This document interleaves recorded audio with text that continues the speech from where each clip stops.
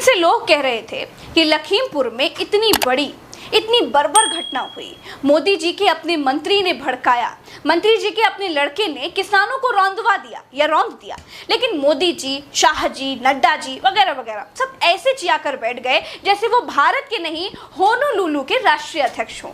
कुत्ते के पिल्ला गाड़ी के नीचे आ जाए तो दर्द होता है, सौरभ गांगुली की उंगली में चोट लग जाती है तो दर्द होता है, बोलते हैं, लेकिन इनका अपना खुद का मंत्री लखीमपुर कांड में इन्वॉल्व है, लेकिन ना उसे इस्तीफा लेते हैं ना इस कांड की निंदा करते हैं।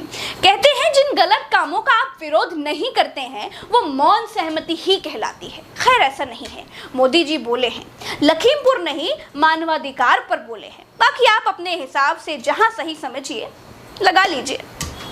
एक ही प्रकार की किसी घटना में कुछ लोगों को मानव अधिकार का हनन दिखता है और वैसी ही किसी दूसरी घटना में इन्हीं लोगों को मानव अधिकार का हनन नहीं दिखता।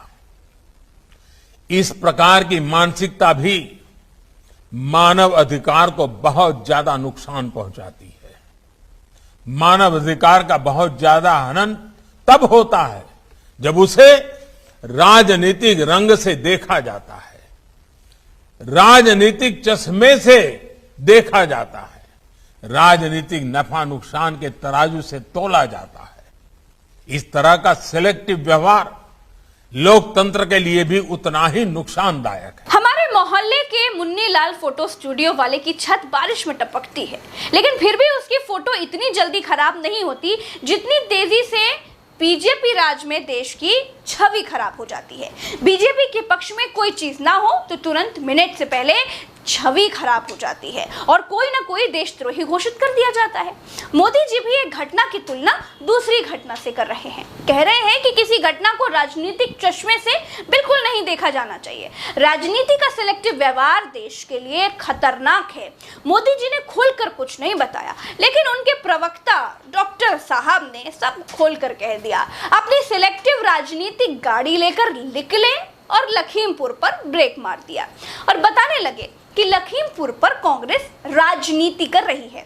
ये लोग राजस्थान में हो रही घटनाओं पर कुछ क्यों नहीं बोलते हैं? बाकी घटनाएं दूसरे राज्यों में हो रही है, इसलिए इन घटनाओं के आसपास हमें राजनीति करना चाहिए, तो कहीं ना कहीं यह भी मानव अधिकार का हनन है। This is also in a way hurting the human sentiments and human rights if you try to be selective in raising human rights. कुछ उदाहरण आज हम देना चाहेंगे। आप देख रहे हैं कि उत्तर प्रदेश में किस प्रकार की राजनीति करने की कोशिश हो रही है। समझ रहे हैं आप, मोदी जी दूसरों को तो सिलेक्टिव होने का ज्ञान दे रहे हैं, लेकिन वो ज्ञान अपने पर अप्लाई नहीं कर रहे हैं। शुरुआत खुद से कीजिए, सामने आइए, कहिए कि उत्तर प्रदेश के बीजेपी राज में मेरे मंत्री के बेटे ने जो किया है या करवाया है वो निंदनीय है। मोदी जी से निंदा तक नहीं करी गई, आप और दूसरों को ज्ञान देते हैं। मोदी जी खुद सिलेक्टिव नहीं है क्या? आप बताइए। अगर मैं गलत कह रही हूं तो मुझे टोकिए।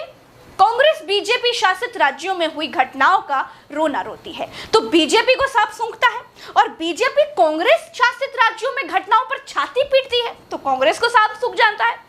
मोदी जी ये खेल कौन खेलता है? आपकी बीजेपी खेलती है और कांग्रेस खेलती है, तो जिम्मेदारी लेने की शुरुआत कौन करेगा? मोदी जी, या तो आप करेंगे या प्रियंका या राहुल जी करेंगे, क्योंकि करना तो आप लोगों को ही पड़ेगा। ये ज्ञान आपको ही अप्लाई करना पड़ेगा ना। ये ज्ञान ना प्रज्ञा मिश्रा पर अप्लाई होगा, ना ये राय रामू, रिंकी, फातिमा, रेहान या काले खान पर अप्लाई होगा। तो जिस चीज का सुधार आपको खुद करना है उसका ज्ञान दूसरों को देने का कोई मतलब नहीं है। कांग्रेसियों को बुलाइए, बैठिए और एक दूसरे को ज्ञान दीजिए। दोस्तों, भारत में यही होता है, दूसरों को ज्ञान देना बड़ा सरल है, लेकिन अपने में सुधार कोई नहीं करेगा। हर आदमी समझता है कि वो दूध का धुला है, सामने वाला गलत है। मोदी जी सिलेक्टिव होने की बात करते हैं ना, तो कुछ दिन पहले बंगाल की बात बताती हूँ।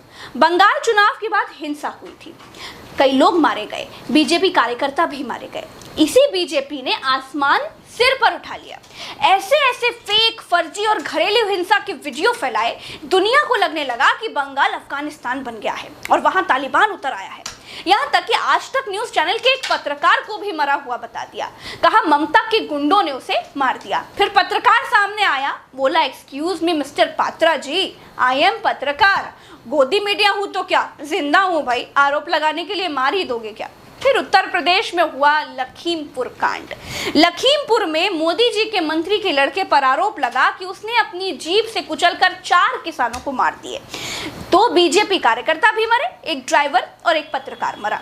लेकिन ना मोदी जी के मुंह से थूक निकला, ना शाह जी के, ना किसी और ने कुछ कहा। ऐसा लगा जैसे देश के इन आदरणीय नेताओं ने राजनीति से संन्यास ले लिया हो, वानप्रस्थ में निकल गए हों। बीजेपी के लोग बंगाल हिंसा में फेक वीडियो दिखा दिखाकर चिल्ला रहे थे, बोल रहे थे, चीख रहे थे, दहाड़ रहे थे। लेकिन लखीमपुर में उनके अपने गृह राज्य मंत्री के भड़काने पर उसके बेटे ने जो नरसंहार किया या करवाया, उस पर सब चुप है। किसानों की मौत पर ना बोलते तो ना बोलते, किसान दुश्मन खेमे वाले सही, लेकिन अपने कार्यकर्ताओं की मौत पर तो बोल सकते थे। कह सकते थे कि हाय हाय यूपी में बीजेपी कार्यकर्ताओं को मार दिया गया, फेक या बगैर फेक वाले वीडियो जारी करते, गोदी मीडिया के पत्रकार से ही मरने की एक्टिंग करवा लेते, उनसे रिक्वेस्ट करते, वो करते, फेक वीडियो बना लेते। लेकिन कुछ नहीं हुआ। उल्टा जिस मंत्री के भड़काने से लखीमपुर में इतना बड़ा कांड हुआ, उस मंत्री का इस्तीफा तक नहीं लिया गया। इसे कहते हैं अवसरवादिता, इसे कहते हैं सिलेक्टिव राजनीति, सिलेक्टिव पॉलिटिक्स। ये राजनीति देश के लिए खतरा है, देश की छवि इससे खराब होती है। दोस्तों इस वीडियो में इतना ही, चलती हूँ, राम राम, दुआ सलाम, जय हिंद। मेरे दूसरे न्यूज़ चैनल YFC न्यूज़ को सब्सक्राइब जरूर कीजिए, मुझे ट्विटर पर @प्रज्ञालाइफ नाम से खोजकर फॉलो जरूर कीजिए। साथ आएंगे तो सच को और सामर्थ्य मिलेगा। दोस्तों आप फॉलो नहीं करते हैं, ये बात मैं जानती हूँ, लेकिन आपसे कहना मेरा काम है, इसीलिए कह देती हूँ। अगर आप फॉलो करते हैं तो वहाँ आपकी संख्या गोदी मीडिया के किसी भी पत्रकार से ज़्यादा होती। खोज नहीं पा रहे हैं तो डिस्क्रिप्शन में लिंक है, जाइए और क्लिक करिए। इससे आसान दूसरा कोई रास्ता नहीं है। नमस्कार।